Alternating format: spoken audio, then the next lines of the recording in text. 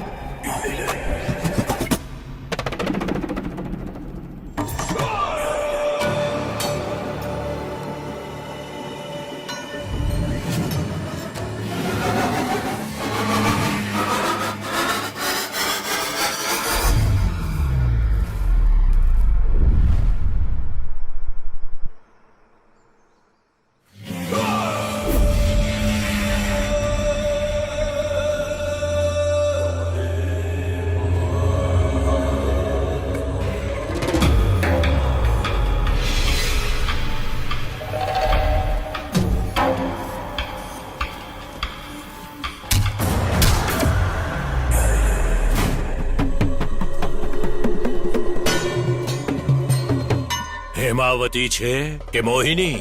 હેમાવતી. હું કનકપુરનો ભૈરવ, વીર ભૈરવ. જાણું છું. મેં બાળપણમાં દાદી પાસેથી સાંભળ્યું હતું કે કનકપુરથી હાથીની દેખરેખ કરવા માટે એક મહાવત આવ્યો હતો. એમણે એવું નહોતું કહ્યું કે જીવતો પાછો આવશે? એ હું નથી જાણતી. એ સમયે આ અભિમન્યુ નહોતો. શિવ નામનો એક વિશાળ હાથી હતો. આનાથી પણ શાનદાર હતા એના દાંત, એના નખ, સૂંઢ, એની આંખો. એને સંભાળવા માટે એક લોહાર મહાવત બનીને આવ્યો હતો.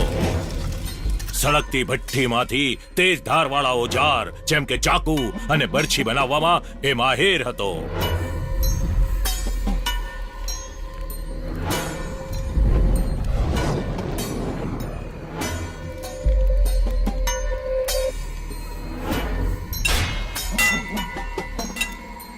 લુહારનું કામ છોડીને મહાવત બની ગયો.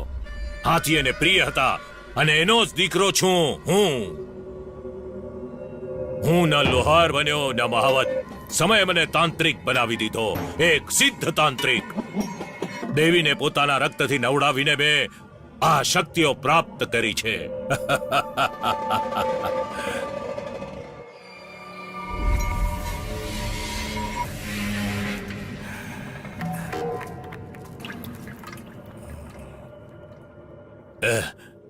પેલી હેમાવતી છે